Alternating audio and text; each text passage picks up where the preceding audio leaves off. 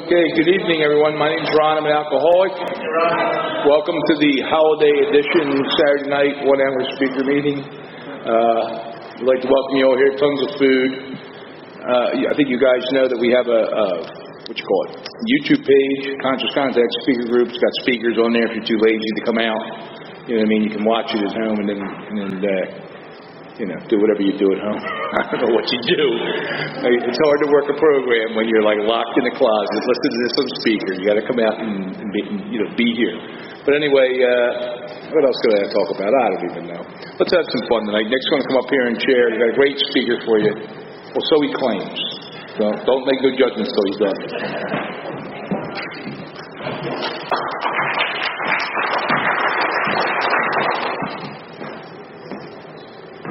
Good evening. My name is Nick. I'm an alcoholic. Welcome to the Conscious Contact Speaker Group of Alcoholics Anonymous. This is a 1-hour speaker meeting that meets every Saturday evening at St. Paul's Lutheran Church, 301 North Main Street at 8:30 p.m. in Doylestown, Pennsylvania. Food and fellowship starts at 8 p.m. The business meeting for this group meets every Saturday at 7 p.m. to 7:30 right here. The purpose of this group is to provide a consistent message of hope and recovery through God reliance and service to others through the practice and teachings of the 12 steps. We record all speakers so that others may benefit from their message of recovery. If you wish not to be recorded, simply ask. This is an open meeting of Alcoholics Anonymous. The group would like to welcome everyone, especially newcomers. Is there anyone new or from out of town who would like to introduce themselves with their first name?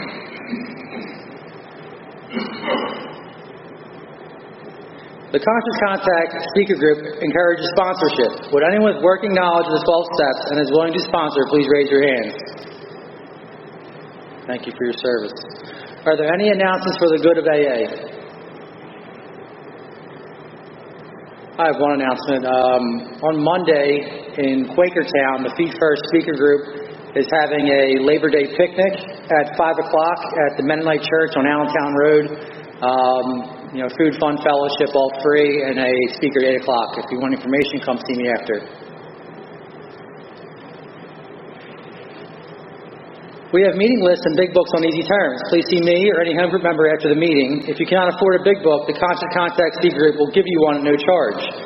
Anyone willing to make donations for the purchase of big book and CDs to help them who can't afford them can put donations in the jar on the table marked Big Book and CD Donations. If you would like a CD of any speaker past or present, please see me or any home group member before or after the meeting, and they are available free of charge.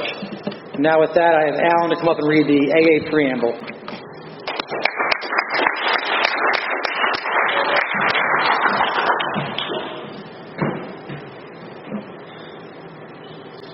There it is.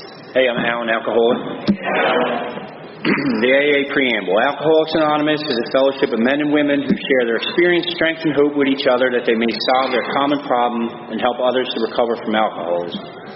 The only requirement for membership is a desire to stop drinking. There are no dues or fees for AA membership. We are self-supporting through our own contributions.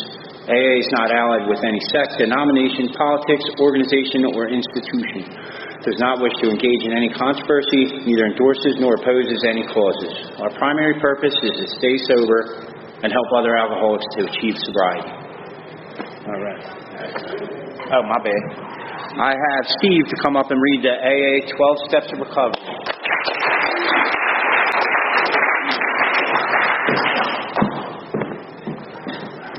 Hi, everybody. Steve, alcoholic. The 12 Steps of Recovery. We admitted we were powerless over alcohol and that our lives had become unmanageable. Came to believe that a power greater than ourselves could restore us to sanity. Made a decision to turn our will and our lives over to the care of God as we understood Him. Made a searching and fearless moral inventory of ourselves. 5. Admitted to God, to ourselves, and to another human being the exact nature of our wrongs. 6. We're entirely ready to have God remove all these defects of character. 7. Humbly asked Him to remove our shortcomings. 8. Made a list of all persons we had harmed and became willing to make amends to them all. 9. Made direct amends to such people, wherever possible, would injure them except when to do so would injure them or others. 10. Continued to take personal inventory, and when we were wrong, promptly admitted it. 11, continue to take personal inventory, and we were wrong, promptly admit it. 11, sought through prayer and meditation to improve our conscious contact with God as we understood Him, praying only for knowledge of His will for us and the power to carry that out. 12, having had a spiritual awakening as a result of these steps, we tried to carry this message to alcoholics and to practice these principles in all our affairs. And now I will ask Nick to come.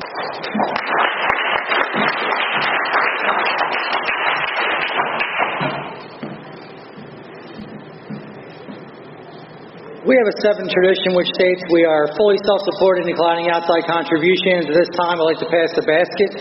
We have no dues or fees, but we do have expenses. This group provides many services. Their donations cover rent, big book, CDs, events, and workshops. And once again, please, there's absolutely no smoking on church property. If you're going to smoke, please walk out to the street or across the street out these back doors here or out to the end of the parking lot, out the front door. 2 quick announcements. The CDs are available back there. They are on the table. They are free. And I just found out if I hear anybody coughing, we're going to assume you have COVID and ask you to leave. Little humor. Okay. And please take a moment to silence your cell phones and try to limit movement during the meeting to avoid distractions. Now to introduce our speaker, a good friend of the Conscious Contact Speaker Group, we have Anthony C. from the Pathway to Power Group of New Jersey.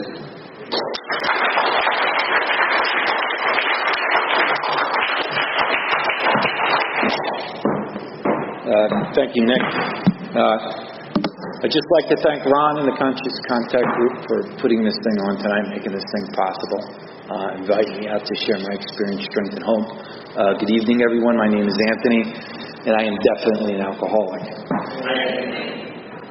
You know,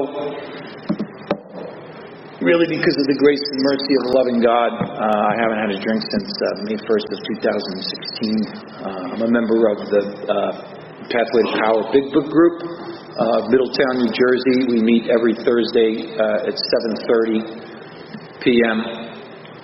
We go through a line-by-line study of the basic text. If you guys are ever in town, it's about an hour and a half from here. We'd love to have you out. I have a sponsor. His name's Richie. I also sponsor guys, and I don't know. You know, when I first came into Alcoholics Anonymous, people told me I needed to get a home group, and I needed to get a sponsor, and I needed to start working with others as soon as I possibly could if I wanted to stay sober. And I got to tell you, I used to come into Alcoholics Anonymous, and I would hear people say a lot, the only step I have to do perfectly is the first step. I don't know if I necessarily agree with that, but I haven't done anything perfectly since I got here. But the one thing I've done is since I had about 60 days sober, I've been sitting down at a kitchen table with other men and taking them through this book. And it's led to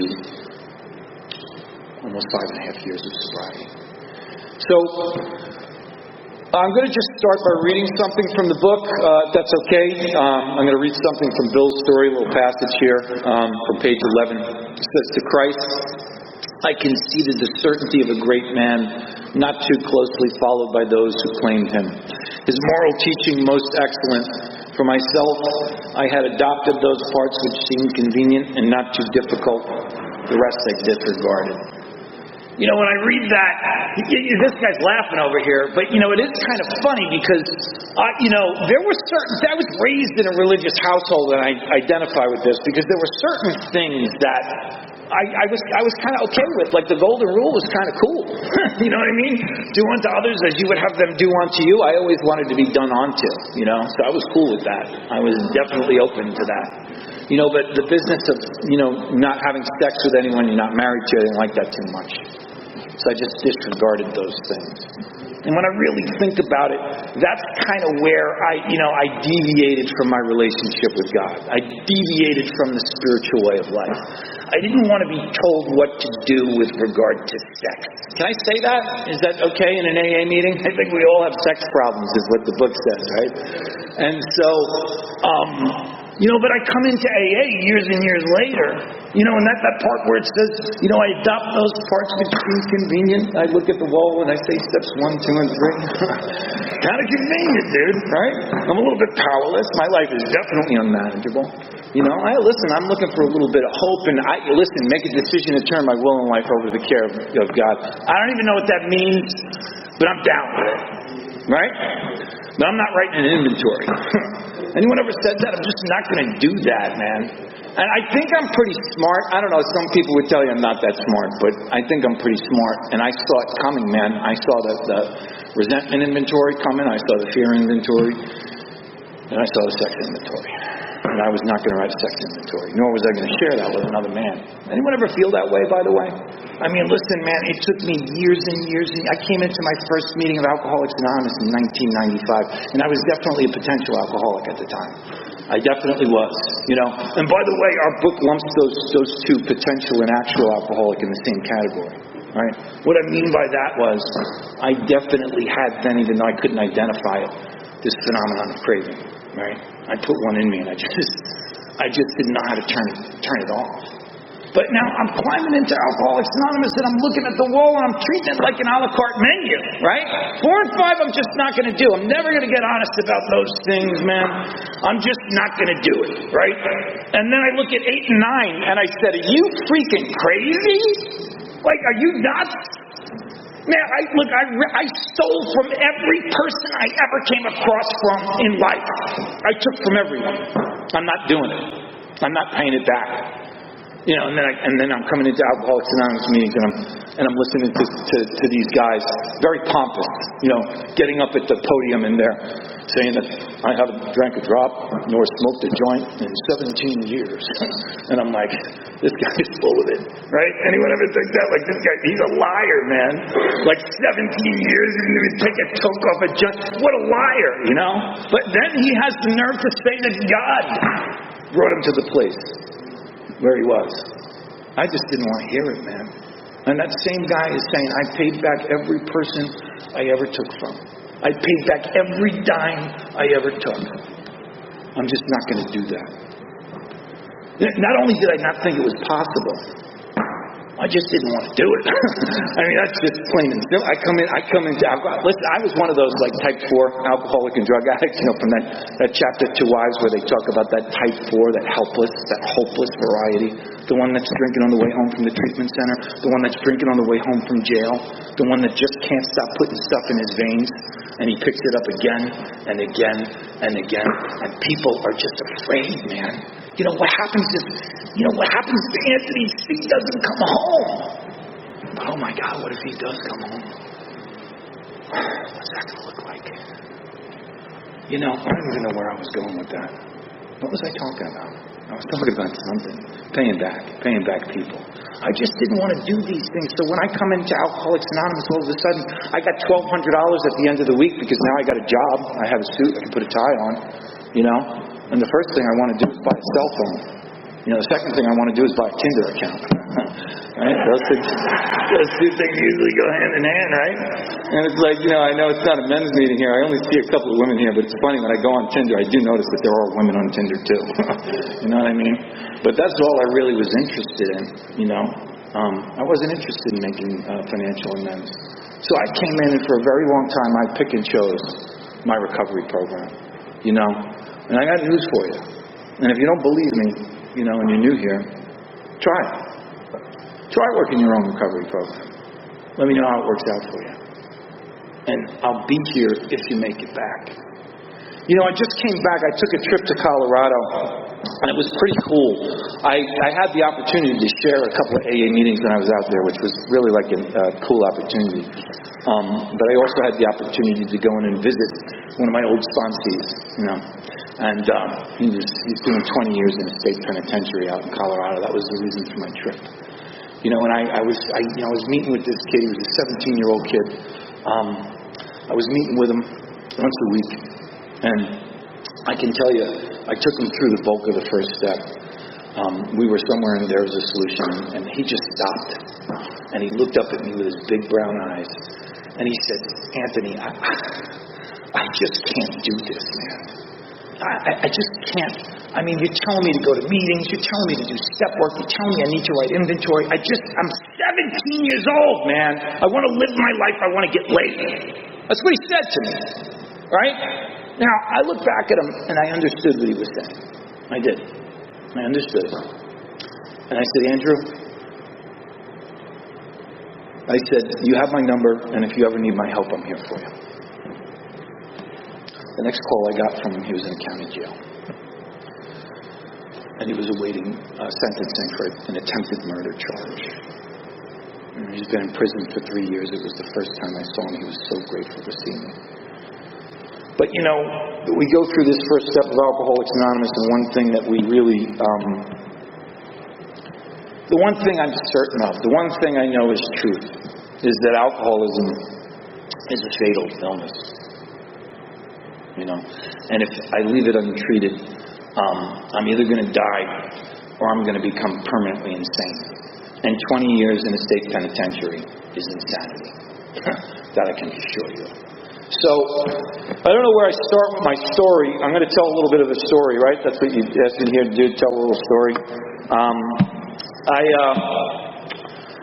I guess I'll start when I first came into Alcoholics Anonymous. I first got here. I came here in 1995, and when I was coming to Alcoholics Anonymous, I was basically going to places in Manhattan and places in New Jersey, and I was going into these church basements, and I don't know what they were talking about. I didn't really hear anything about the message that's outlined in the 164 pages of the basic text of Alcoholics Anonymous, but I was hearing things.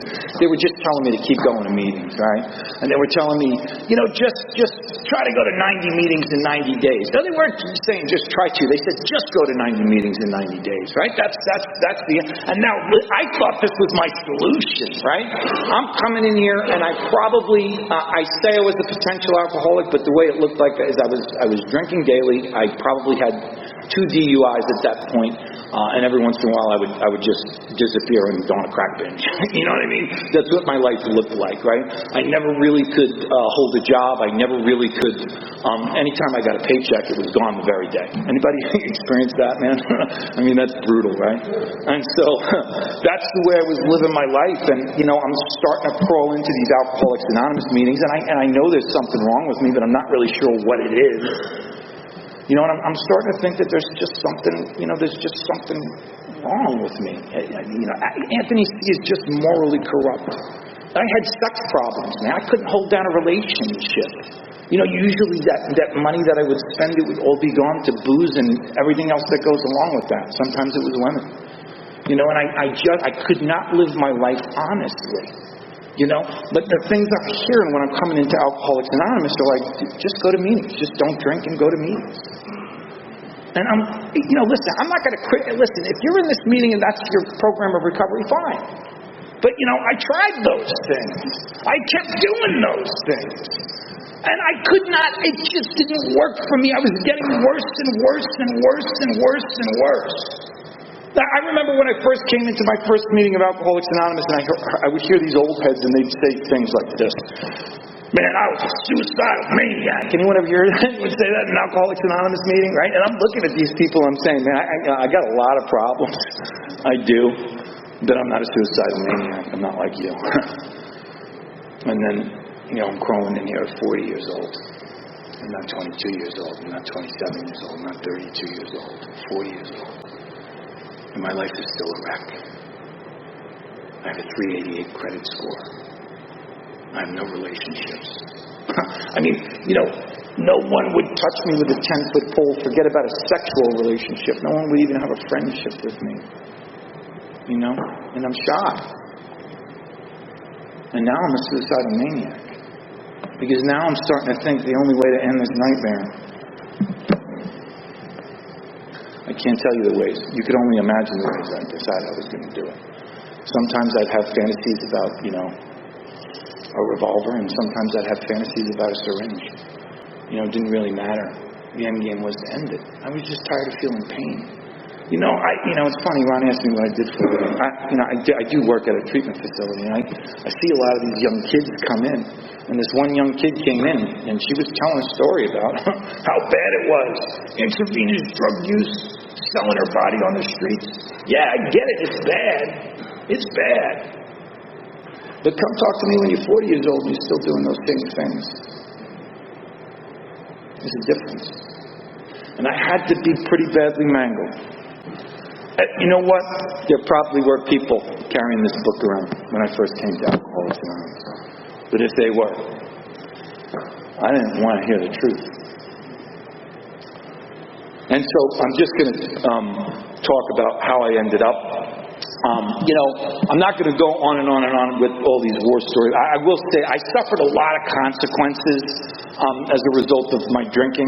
I was also, a drug addict. Is that okay if I say? I'm not going to go on and on. I don't do drug a lot. But I was also a drug addict. I was duly addicted. And I suffered a lot of different consequences, right? I was incarcerated, for one, right? I was homeless. I would go from homeless shelter to homeless shelter. There was one time I was literally living in Venice Beach, and I was showering like every 5 days. You ever go use those showers on the beach where everyone showers the sand off? I was literally washing myself and scrubbing myself and try to keep myself from stinking. That was the way I was living my life. I've had 3 DUIs, right? I've been arrested probably 10 or 12 times. I suffered pretty much every consequence imaginable except for 2 or 3. One, I was never married because no one would ever marry me in the condition I was in, and probably I was a little too selfish. I never had a child custody battle either because I don't have any children that I know of. And I never suffered death. But the rest I had, and let me tell you the worst consequence of all, and some of you know it. In fact, I think many of you probably know it. It's when that person that you really love, it's that when that person that you put all your hopes and dreams and aspirations into, right? When you relied on things human, and she looks at you in the face and she says, Anthony, I'm done with you. Don't you ever darken the door of my home again. If you do, I'm going to get a restraining order. And you knew it was finality, right? But then you push it to the test anyway and get a restraining order anyway, which makes it even worse. But it's the truth. Listen, that's the worst. That's the worst, right? I hate being abandoned. Does anyone here like being abandoned? My fear of abandonment sometimes drives me, even as a recovered alcoholic. I'm afraid of being abandoned. I don't like the way it feels. And there's reasons for that. Man, I wrote inventory after inventory after inventory after inventory. And you want to know what I found? Like the 15th inventory I wrote? It's the truth. Right? I was 5 years old, and I was one of these guys that was like a mama's boy. Anybody mama's boy here? Like literally, no matter where my mother was, I would follow her. If she was in the laundry room folding clothes, I'd be in the laundry room folding clothes. If she was, in the grocery store. One time I was in the grocery store. You remember how they used to have those carts where the kid would put the legs through the cart, and then she's pushing me around the Pathmark. We lived on Staten Island, right? We were on the Pathmark on Highland Boulevard, and she's pushing me around the store, and I just keep pulling on her shirt. Mom, buy me this chocolate bar. Buy me this chocolate bar. No, I'm not going to do it. No. No offense, but the kids these days are like spoiled a little bit, right? I mean, on Christmas I would get one Christmas present. I'd get one Tonka truck. That's it, right? Now they get like iPads and computers and Xbox 360s, and it's like thousands of dollars worth of gifts. And I look at some of my nieces and nephews, and I'm like, you're just spoiled rotten. But she wouldn't buy me the chocolate bar. One, my father worked. She didn't work. They had limited income. And two, my parents just didn't believe in sugar. Right? And I just kept bothering her. Please, Mom. And finally she slapped my hand and she said, Anthony, if you don't stop asking me, I'm going to leave you here. And I said, Mom, let me have it. And you know what she did? She ran out to the parking lot, she got in her Suburban, and she left. And I was standing there on the sidewalk, right? And all of a sudden, I got that feeling, man, and it just went down into my heart, man. Oh, my God, my mother just left me. I'm 5 years old. I'm in the middle of New York City. I'm going berserk. Now, I just want to let you guys know, my mother is actually a very good woman, and as a result of the amends process, that came up in a conversation, and she said, Anthony, I never really abandoned you. I just drove around the parking lot. I had my eyes on you the whole time. But you see, I felt I was abandoned. And any time I was in any kind of relationship where I was put in a position where I'm going to be abandoned, you know what happens? I abandoned them. And I couldn't see this until I wrote inventory. Man, May 1st of 2016, I came to, and that's always the way it was, man. I would just come to. I got to tell you, man, the way I had been living my life, I'm just going to share a quick story. This is the way, like, the last, 3 years or so I was living my life. I had lost everything. I was out in Los Angeles, California, and I was living under an overpass, and I had a gas can that I had stolen. Anybody, I actually had to make amends for that. I had stolen the gas can, but I would walk up the on-ramp for the 101 to the Hollywood Boulevard. Anyone know that specific intersection? It's a famous intersection, but I knew there was always cars coming off there, and I would approach every car that pulled up to that light, bang on the window. Hey man, what are you doing? Hey man, my car I'm out of gas. It's down the expressway. I got my wife, she's pregnant. I need to get to the hospital. Can I have $10, please? And most people would be like, screw up, pal. You know what I mean? But every once in a while, man, you want to talk about pitiful and incomprehensible demoralization. Every once in a while, I get that 10 spot. And every 15th car, I might even get a 20 spot. And I would do that for as many hours as I had to raise enough money as I needed to put enough alcohol and enough drugs and enough of everything else to pollute my body, just so I could breathe. Just so I could breathe. And so on May 1st of 2016, I came to, and this time I was all the way across on the other side of the country. I was in Charlotte, North Carolina. I had no idea how I got there, but I came to, and I was in an ICU. Another place I would just end up, ICUs. Anybody identify with that? But I come to and I have this catheter stapled into my jugular vein. And I don't know if you guys know what a catheter is, but they're actually running kidney dialysis on me. My kidneys had shut down. My liver had shut down. My arm was swelled up like a Goodyear blimp. It's funny, I couldn't even button the top button of my shirt today, and it's a reminder because I never really got the function back in my right hand. But my arm was swelled up like a Goodyear blimp, but I couldn't feel it. It was completely paralyzed. The back of my head was bashed in, and I was just shocked. I had no idea how I got there. And I tried climbing out of the bed, and I'll never forget that, man. I fell, and all of the IVs pulled out of my arm, and there was just blood squirting everywhere. And I was just laying on that floor, and I was praying, and I was saying a prayer I used to say all the time, just please, God, if you get me out of this, just please, I'll do whatever I got to do to get clean and sober for good. Man, I was in this one AA meeting, and I heard this guy say, foxhole prayers don't work. Anyone believe that? Do you actually believe that? All prayers work. I don't care if it's a foxhole prayer. This guy said, I said so many foxhole prayers and they never worked. And I'm looking at the guy and he's sitting there and he's sober. You know what I'm saying? You're telling me foxhole prayers don't work? They all work. They all work. And I'll tell you what, that one worked. Because I haven't had a drink or a drug since. I've been sober. I've been separated from alcohol ever since. I couldn't even go an hour. I've been separated. And there was a nurse, she came into the room and she,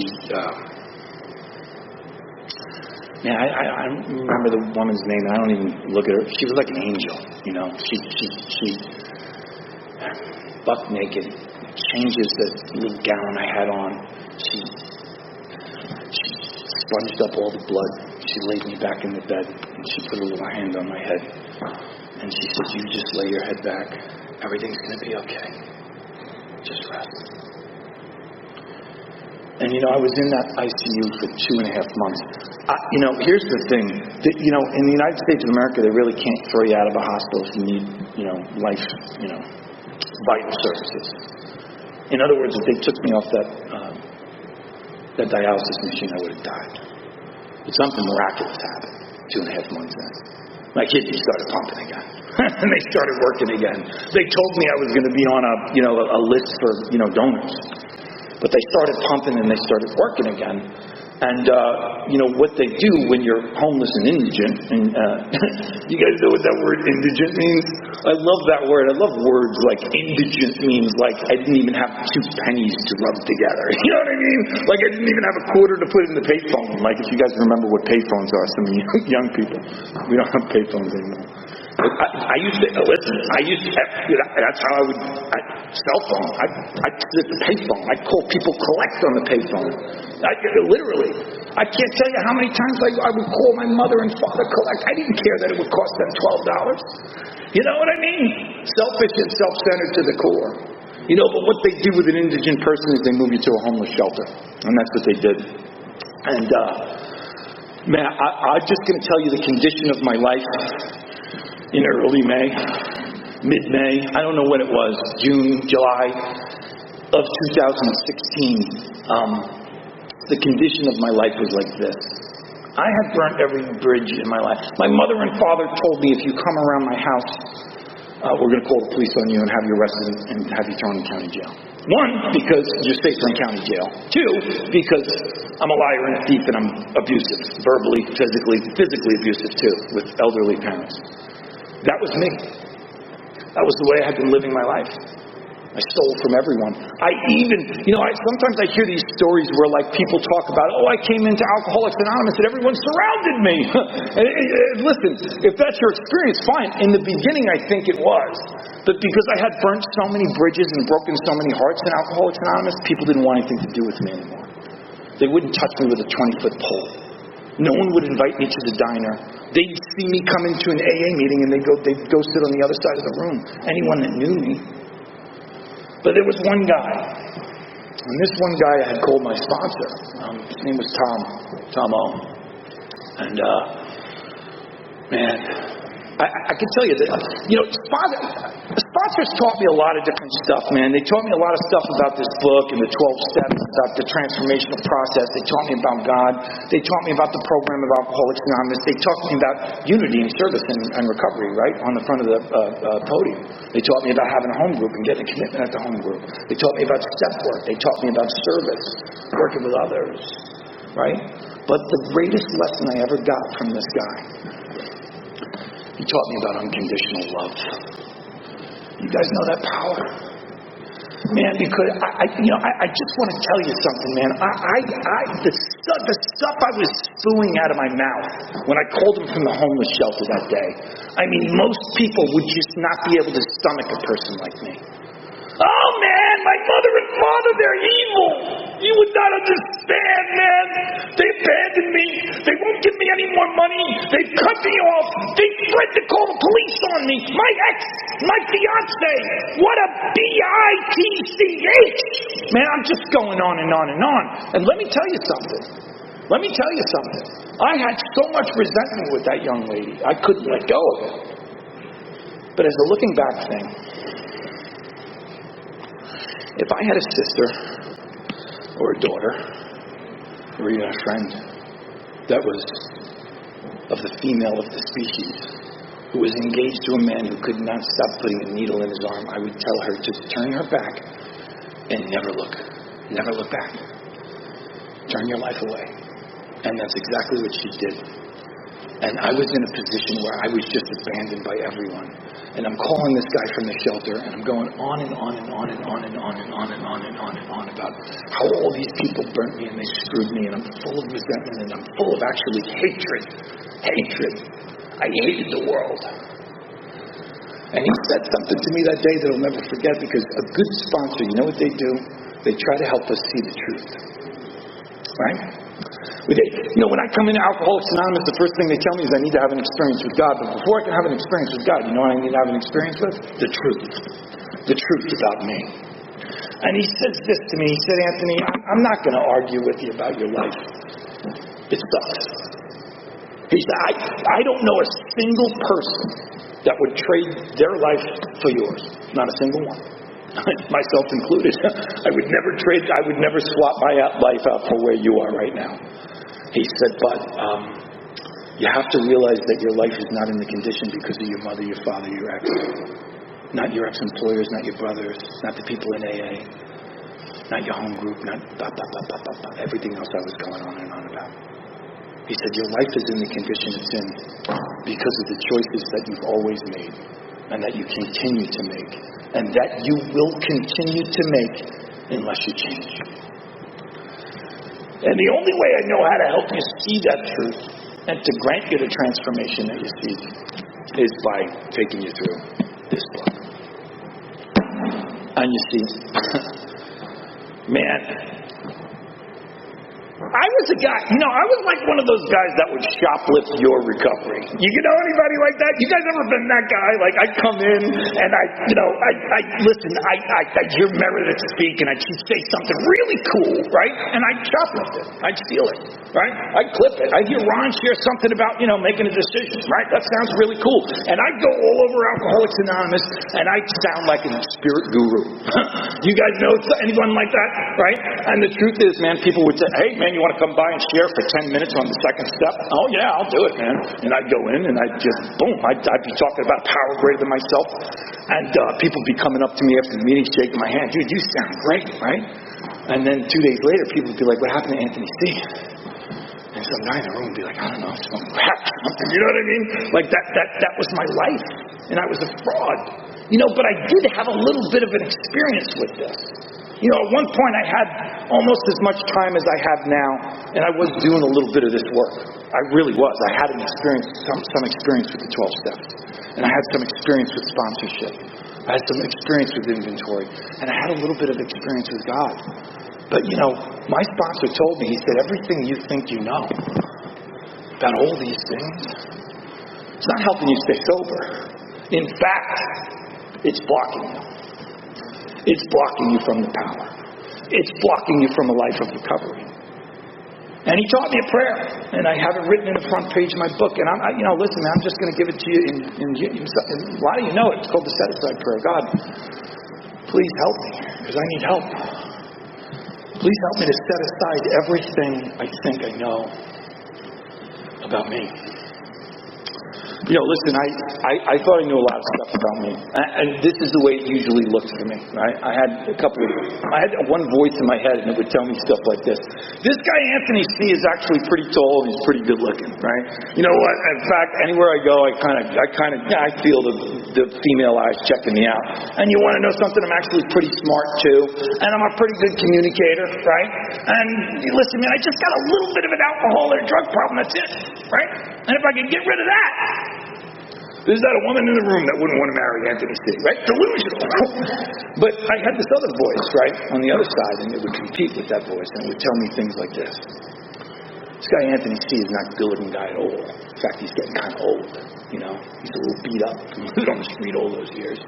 And you want to know something, man? He's not really that well-liked. Nobody likes him in AA. Nobody likes him in his job. Everyone talks about him. He's not good at making money. In fact, he's never really been able to make much money at all. In fact, listen, man, if I haven't told you, 12 times today already, I'm going to tell you again. This guy, Anthony C., is an effing loser. And he might as well put a gun in his mouth and blow his head off. And that was the voice that always won out. And that's what I thought I knew about me. So please, Lord, help me to set aside everything I think I know about myself. Help me to set aside everything I think I know about my alcoholism. Help me to set aside everything I think I know about the 12 steps, the recovery program, the big book, the meetings, sponsorship, all of it. And most especially, help me set aside everything I think I know about you. That I might have an open mind and a new experience with you and with all your children. Please, Lord, help me see the truth. And he told me to say this prayer every day. Literally, he told me to say it like 20 times a day. He's like, listen, man, when you get up in the morning, say it in the morning. Say it before you brush your teeth. Say it after you brush your teeth, right? Say it before you eat your breakfast. Say it after you eat your breakfast. Say it before you get in the car. Say it after you get in the car. Say it before you sit down at your desk to work. He was literally telling me to say it like 25 times a day, but literally, I stuck to it, and I was saying it at least twice, sometimes 3 times a day. And I sat down and I started to go through this book, and I was trying to lay it all aside and just have a new experience with this stuff. And I'm going to spend the rest of this meeting just talking about my 12-step, my experience with the 12-step program of recovery, right? Because the first thing I needed to experience was the truth about my condition. There's something about my condition that's different than everyone else out there, And listen, man, a lot of people come in here and they say, well, the first step is about surrender. Did anyone ever hear people say that? I don't think listen, you can disagree with me and that's fine. But I think the first step is about self-knowledge. That's what I think, right? I've got to fully concede to my innermost self certain things about me, right? And the first thing is that I'm physiologically different. Listen, I used to not know what was wrong with me, right? And the truth is, my whole life was a wreck. I couldn't have a sexual relationship. I couldn't have friendships. I never could hold a job. You know what would happen to me? I would just, no call, no show for 2 days. And then I'd be like, I can't go back to that job. And I'd just leave. Like that. It was job after job after job. I could never hold it. And he wouldn't identify with that. I mean, it's a miserable way to live your life. And I never could understand what was wrong with me. And I would see all these other people. I'd see Bob, and I'd see Adam, and I'd see Joe, and I'd see Pete. And they would drink alcohol. They would drink alcoholically. They would drink to get drunk. But there was a difference in me. They would be able to turn it off at a certain time. They'd be able to go home. They'd go home to the wife. They'd get up for work. They'd hold on to their job. I don't know what it, and I never could put a name on it until they told me about this thing, the phenomenon of craving. I hate to, use big book terms, restless, irritable, discontent, but, I'd like to talk like, in regular, ordinary English. But the truth is, there's a physiological difference in me that when I put one in me, I lack the ability to control. And my mind is always going to tell me that I can control it and enjoy it. I love that line, right? Because the truth is, there were times where I could control my drinking. There were definitely times where I could control. There were times where I'd say, you know what, I'm just going to have 4 beers. And I did. But I didn't enjoy it, man. And the truth is, how I used to like to enjoy my drinking? Well, I used to. This is how I enjoy my drinking. See, I like the effect alcohol produces to me. I still do. Listen, if I wasn't beaten to the point where it didn't work for me anymore, I'd still be doing it, man. You know what alcohol provided for me? And here's the truth. It provided a sense of security. Who here wants to feel safe? I mean, literally. It made me feel safe. It gave me relief from fear. That fear of abandonment, that fear of rejection. Listen, I put 4 Miller Genuine Drafts in me. I could walk up to any woman in the world and have a conversation with her. And maybe even tell her that I like her and I think she's attractive. I could never do that. I could never do that without a drink in me.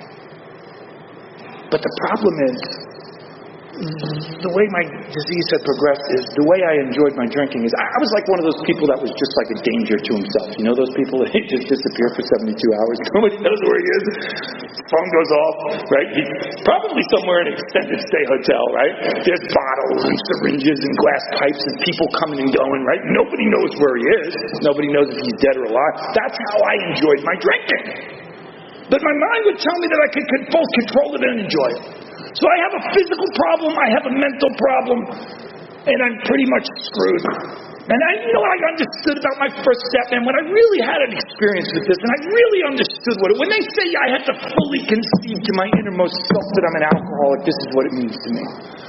It's not that I'm licked and I can't drink anymore. That's not it. It's that I'm hardwired to drink. And I'm going to continue to drink until I die. Or until I go insane, or until I find alternate power source. Lack of power, man, that was my dilemma. And look, it wasn't lack of power to stop drinking. It was lack of power to live my life. I couldn't live my life. I just couldn't live my life. I remember there was this one time I was sitting in Yankee Stadium. I know it's this Phillies country here. I'm sorry. I was a big Yankee fan since I was a kid.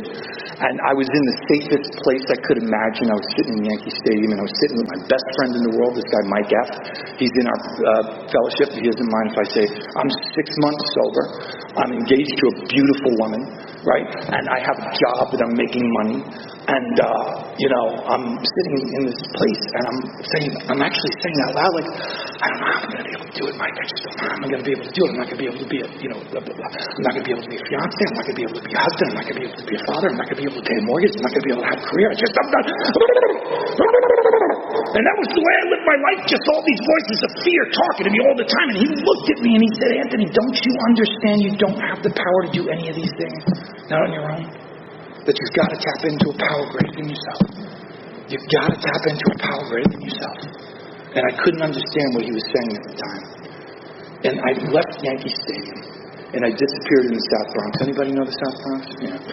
It's like Candyland. And when I came to, the girl was packing her stuff and moving back to Arizona. I had lost my job, and I was back in the same position I would always end up in again and again and again. Lack of power. Lack of power to live my life. And I gotta find something, man. And if you're anything like me, man, I didn't want to hear anything about religion or God or anything like that. And I had a sponsor that knew that. And we had gone through that chapter, We Agnostics, and he presented some evidence to me, and he asked me some questions, and he said, Anthony, what do you think it is? And look, I believe that there is a power, right, that surrounds every living cell, that binds the whole universe together, that brings us all together. We call it the fellowship of the Spirit. And I think it's universal. And that's all I needed to really talk about. Listen, that's all I needed to pray to. That's all I needed to believe in. Listen, the second step is about hope. It's about believing I can become recovered, right? It's about being willing to believe that there is a power of transformation, a power of resurrection that I can tap into and be a part of. And I can breathe again. And look, the third step was this simple for me. Make a decision to turn my will and my life over to the care. I don't even know about the care of God. Listen, I'm going into AA meetings and people are like, the will is your thoughts and your life is your actions. And I'm like, dude, I don't know what you're talking about, man. I really don't, man. You speak in a different language. And my sponsor said to me, he said, dude, the only thing you need to make a decision for here is to turn the care of your will and your life over to the 12-step recovery process, period. You got to just abandon yourself to really writing this inventory and doing this whole inventory process, which is 4, 5, 6, 7, 8, and 9. And you need to abandon yourself to complete your amends. And whenever I say that in Alcoholics Anonymous meetings, people get a little bent because there's a lot of unfinished amends in Alcoholics Anonymous. And I'll tell you, man, there's nothing like the word. Listen to this word. I like words. Current. Man, I wrote a long inventory. I wrote about all those people, man. I wrote about mom, dad. I think my mom and my dad, I might have had 57 resentments on each, And I went through the Big Book Awakenings way, man. I wrote that extended third column, man. I started to see some truth about myself. So I compiled this list, man. I looked at the resentments, and I looked at where I was selfish and where I was self-seeking and where I was dishonest and where I was afraid and where I had caused harm. And the truth was, what did they say that the greatest promise of hope in the Big Book is that, we find that our problems are basically of our own making. They're basically of my own making. Man, I see this truth in the fourth column. And then I wrote a fear inventory, and then I wrote a sex inventory. And let me tell you something, man. I used to hear people come into Alcoholics Anonymous, and they would say that, we're not really bad people trying to get good. We're just sick people trying to get well. And man, it sounded good when I first came in. But I got to tell you something. After writing my sex inventory, and I really started looking at my motives in relationships, you know what I realized? I was a bad person. And I really desperately needed to get good. And I took this inventory and I brought it to my sponsor. I didn't have anyone else to bring it to. And I shared it and I read it, man. And all those things, man, that were just blocking me, man. All those things. All of it, man. The selfishness, the self-seeking, the self-pity, the dishonesty, the delusions, the illusions, the fear, the hepatitis C. Oh, my God. All of it, man. The sex stuff, the lust, the porn. All of it. All of it. My sponsor says to me, let's get down on our knees, and even if you say you're willing, let's pray and ask God to be willing to take all these things. My Creator, I am now willing that you should have all of me good and bad. I pray that you now remove from me every single defective character which stands in the way of my usefulness to you and others. Grant me strength as I go out from here to do your bidding. Amen. And then you know what my sponsor says to me, man? He says, listen, man. Hey, listen, people talk about 6 and 7 and they go on and on and on. I've never, ever, ever cracked the 12 and 12 or dropped the rock with a sponsee. And I think that people do that because, I don't know, they have feelings of inadequacy. Because 6 and 7 has absolutely nothing to do with me. And it's got nothing to do with you. And it's got everything to do with him. You know? And my sponsor told me, if you want to help God take this transformation on, you got to be willing, you got to be humble, and you got to take action. And I came off those knees, man, and I took that inventory and I turned those into index cards, man. And I had a stack of 260 amendments to make. Do I have a couple of minutes here? I think I do have a couple of minutes here. You know, I made all those amends. I came in here, my credit score was 388. If there's anyone in this room that has a lower credit score than that and can prove it, come up to me at the end of the meeting and show me the evidence and I will give you $100. And believe me, you need the $100. So I don't mind giving it to you. But let me tell you something, man. I had stolen from banks, credit cards. I had ripped off everyone out there, man. I had foreclosures. I had, they came and they, everything, man. And, listen, man, there's something about this power that we seek in Alcoholics Anonymous. There's something about it, man. It just seems like such an impossible feat. Anybody feel like that? Anybody in early recovery here where it's like, I just couldn't feel normal. Like I'm 40 years old and I'm walking into the 7-Eleven and I'm like, can I have a money order for $128.64? Oh my God! Talk about pitiful and incomprehensible demoralization. I couldn't even get a checking account. But I paid back every dime of every person I ever took from. I've completed my financial amends in a little less than 5 years. I have a 750 credit score today. I have a leased car. I have a wallet full of plastic. I approached every single one of my family members. I approached every single person that came up in inventory, including a lot of my exes. I'm going to tell a quick amends story because this one was. This happened in my 5th year. And there was this woman that I was with when I was about 27. I hadn't heard of this woman for 20 years. I was 27, she was 22. I met her at a bar, she was a cocktail waitress. I was as in love with this woman as I could be with anyone. I really was. I loved her, and we were both alcoholic and we were both coke fiends and, something went down. It's not really appropriate to even talk about it in an Alcoholics Anonymous meeting, but I did some really nasty stuff to her. And she had me arrested and thrown in county jail, and she got a permanent restraining order put on me. And, I was just so broken. I remember being in court that day and just, when that judge said it's final and it can't, and I was just crying my eyes. I was like a little baby crying my eyes out. And something happened because right after that I found out she was pregnant. And I was like, oh my God. And 20 years passed. And I've been looking at that kid on Facebook. And I've been watching that kid get older and older and older. And I'm looking at the picture of her and I'm looking at the picture of me. And I'm saying, oh my God, is it mine? So the first time I went through the steps, my sponsor said, leave her alone. Leave her alone. There's a permanent restraining order in effect. And, the stuff you did to her, just leave her alone. Right? Second time I went through the steps, my sponsor said the same thing. This time I went through it with Rich, he told me, you know what, put that one in the back and we'll come back to that one. And so, I'm like a few years clean and sober and I'm dating this one young lady and we're laying in bed. You guys ever lay in bed with the person of your fancy, right? And you're exchanging intimate stories and stuff like that. And I'm telling her the story and she says, well, who is this girl? Let me see a picture of her, right? And I said, okay, I'll look it up on Facebook and I show it to her and she goes, that's the girl? I said, yeah, that's the girl. She goes, are you kidding me? I said, what? She said, I touched with her 8, 9, 10 times a day. I work with her. And I'm like, are you kidding me? I said, hold on. When I ran into the other room, I called my sponsor. I'm like, dude, just call me back as soon as you get this message. Bye. Click. eventually I talked to him, and I told him everything I just told you guys, and he said, dude, this is God meeting you, where you're willing to meet him. I would have a conversation with your lady friend and see if she'll talk to her and see if she'll, ask her if you can write her a letter and send her a letter, And so it took me like a month to have the conversation with her because I felt weird about it. Like, can you talk to this girl? And blah, blah, blah, blah, blah, blah. But I did. I had the conversation with her, and she went and she talked to her, and she comes back to me, and she says, yeah, she'll accept your letter. And I said, wow. So then it took me like another month to write the letter because I had to write the most perfect letter, right?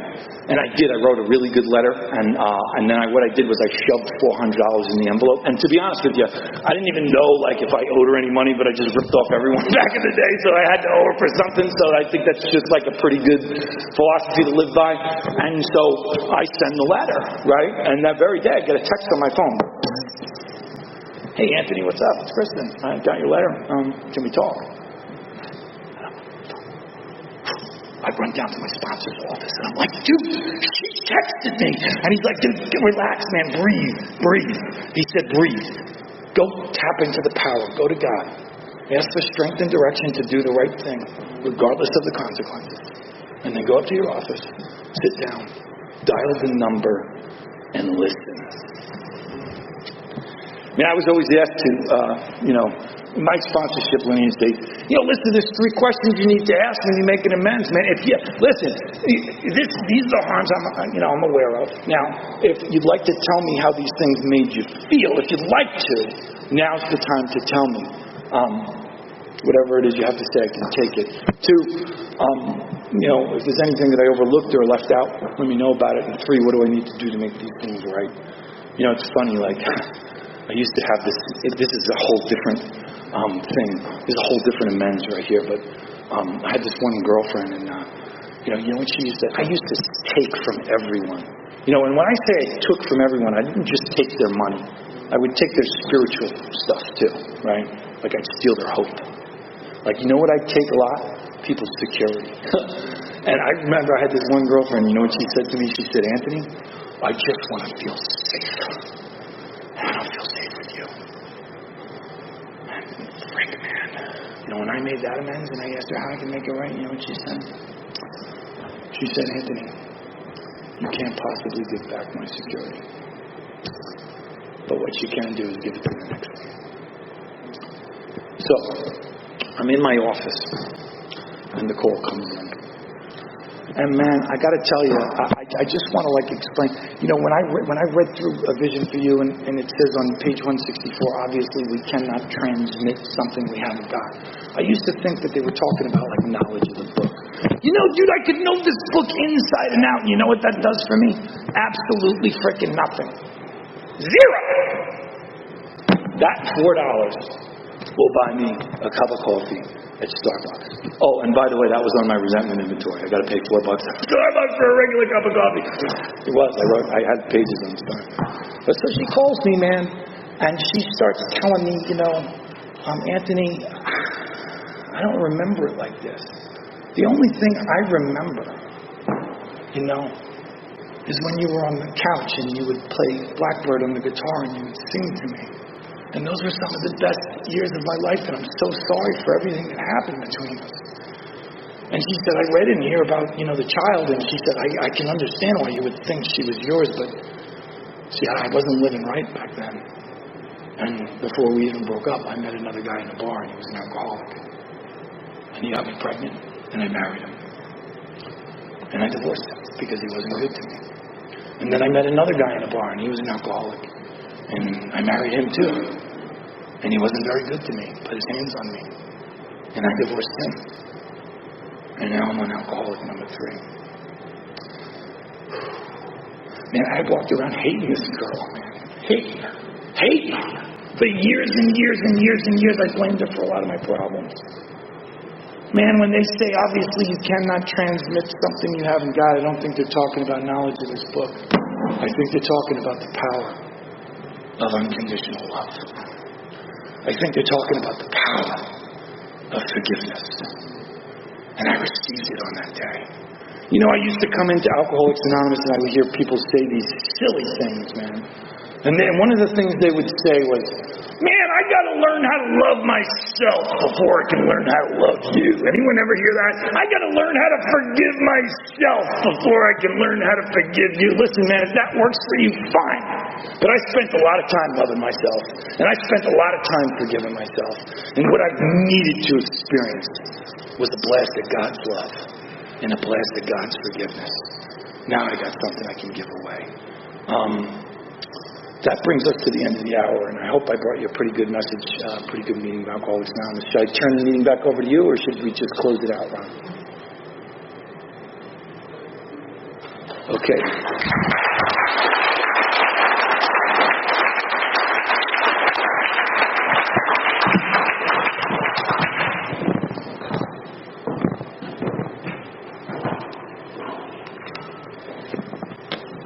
Let's give another round of applause for Anthony.